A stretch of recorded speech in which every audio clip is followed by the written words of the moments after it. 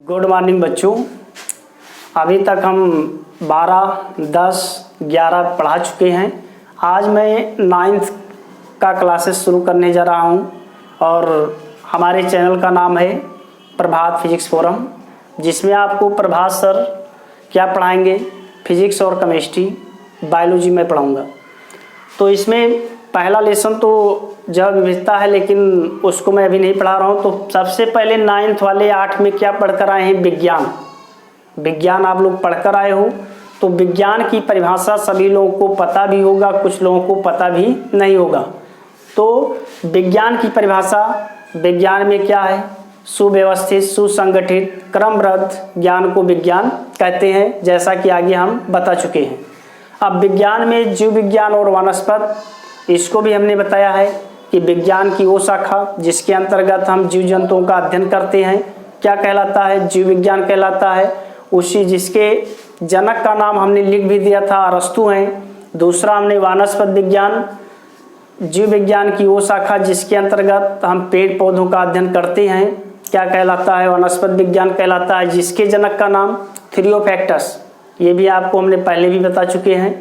ये हैं। तो 9th 8 से 9 में पहुंचे हो तो विज्ञान, अभी तक 8 में विज्ञान पढ़े हो। अब 9 में भी विज्ञान है, लेकिन विज्ञान में 3 भाग आपको स्पष्ट दिखाई देते हैं, जिसमें क्या है, फिजिक्स है, केमिस्ट्री है और बायोलॉजी है। तो फिजिक्स और केमिस्ट्री जो है प्रभात सर पढ़ाएंगे और बायोलॉजी मैं टीपी यादव पढ़ाऊंगा। ठीक, तो इसमें हमने पहला लेसन आज लिया है, हम बीमार क्यों होते हैं।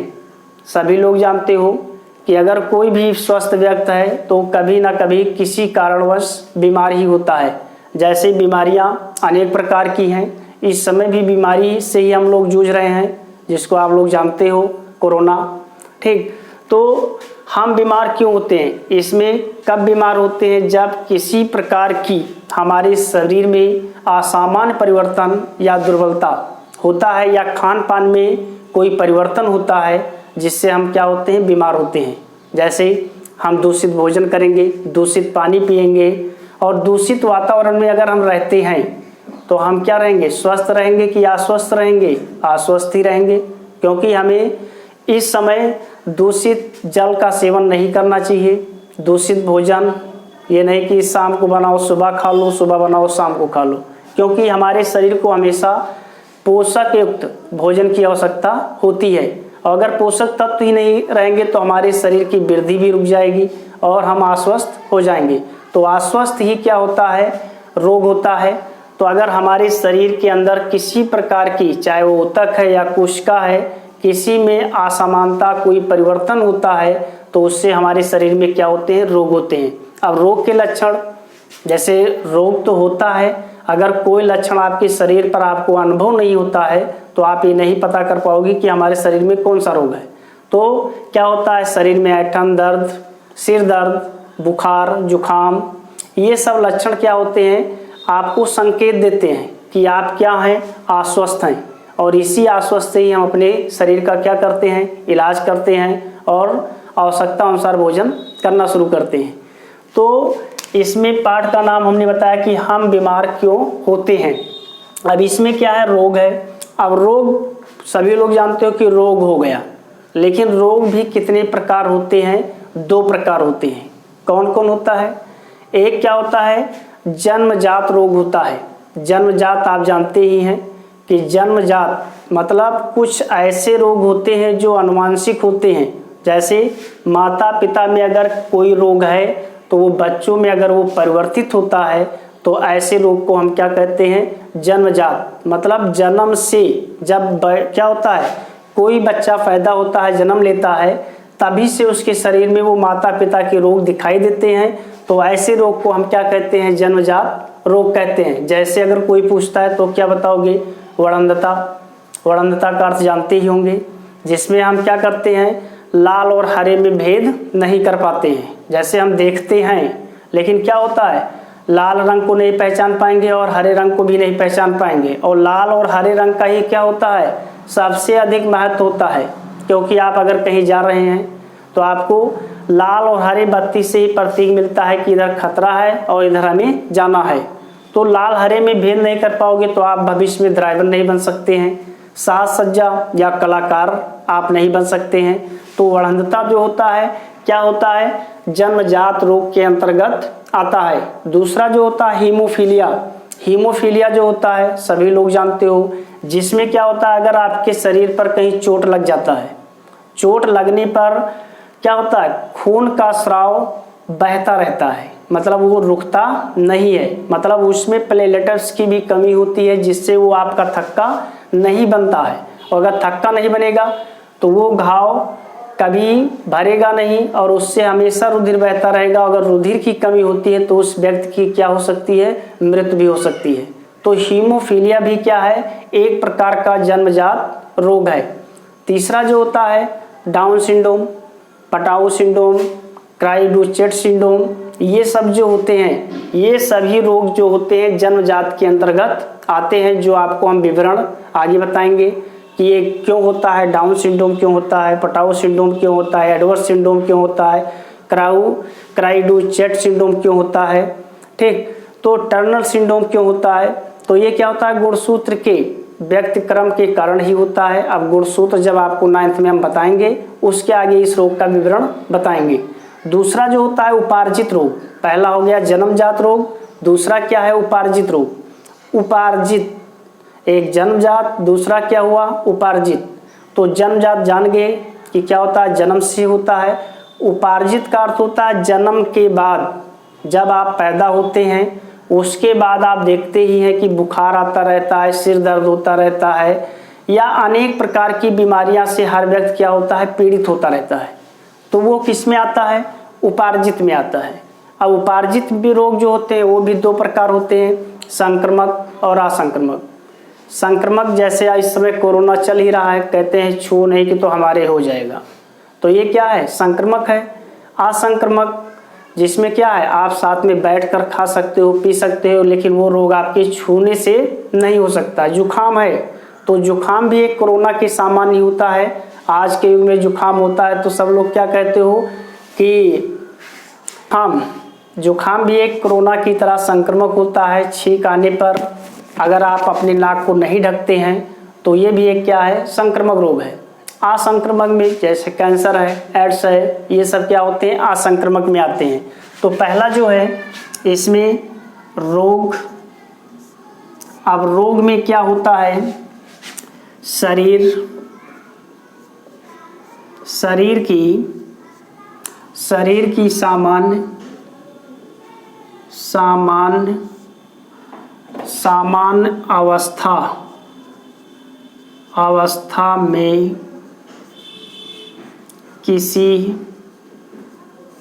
सामान्य अवस्था में किसी भी प्रकार से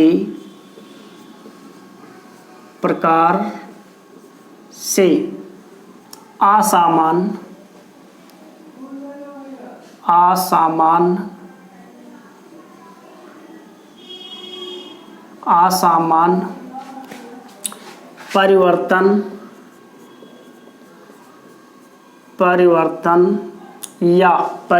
या दुर्बलता होता है रोग कहलाता है।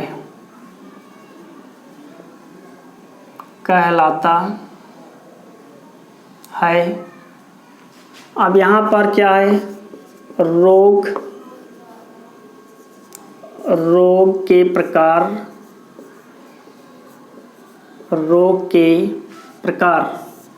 अब यहाँ पर अभी हमने आपको बताया कि रोग जो होते हैं दो प्रकार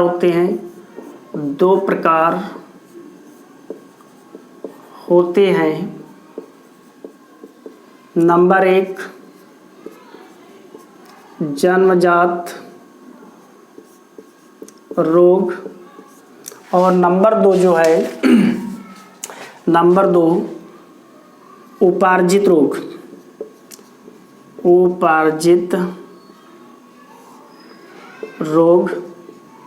अब जन्मजात रोग जो होता है ये कितने प्रकार के होते हैं, 3 प्रकार होते हैं। तो जन्मजात जो क्या होते हैं, जन्म से होते हैं, और उपार्जित मतलब जो जन्म के बाद होते हैं। तो 2 प्रकार रोग हो गए। तो यहाँ पर आपको हेडिंग डालना रहेगा जन्म जात रोग। अब जन्मजात रोग जो होता है ये कितने प्रकार होते हैं, 2 भागों में बांटा गया है। इन्हें 2 भागों में बांटा गया है। नंबर 1 जो होता है जीन में उत्परिवर्तन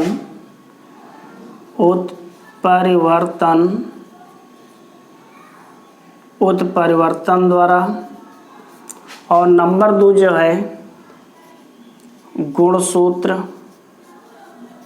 नंबर 2 गुणसूत्रीय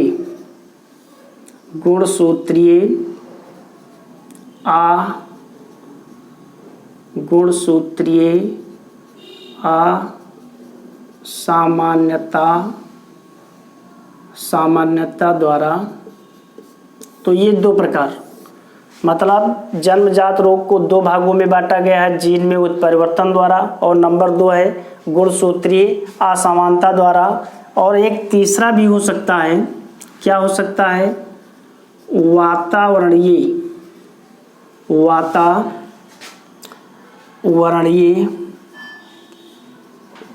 परिवर्तन द्वारा। तो ये 3 प्रकार।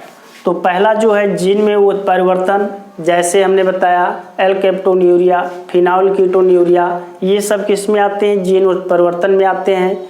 दूसरा जो है गुणसूत्रीय असमानता द्वारा, जिसमें हमने बताया क्लाइनफेल्टर, डाउन सिंड्रोम, पटाओ सिंड्रोम, ये सब जो होते हैं इसमें आते हैं। तीसरा जो होता है वातावरणीय, जैसे कभी कभी कोई बच्चा जन्म लेता है और जन्म से क्या होता है, उसके ओठ जो होते हैं कटे होते हैं, या फिर क्या होता है जैसे 5 उंगलियां होती हैं उसमें क्या होता है 6 उंगलियां होती हैं। तो ये सब किस में आते हैं, वातावरणीय परिवर्तन द्वारा में आते हैं। उपार्जित रोग जो होते हैं हमने बताया 2 प्रकार होते हैं, संक्रामक और असंक्रामक। तो आज मैं इतना ही पढ़ाऊंगा। आप लोगों को मेरा अगर ये वीडियो अच्छा लग रहा है तो आप लोग लाइक शेयर ज़रूर करिए, और कल इसके आगे हम आपको स्वयं बताएंगे। धन्यवाद।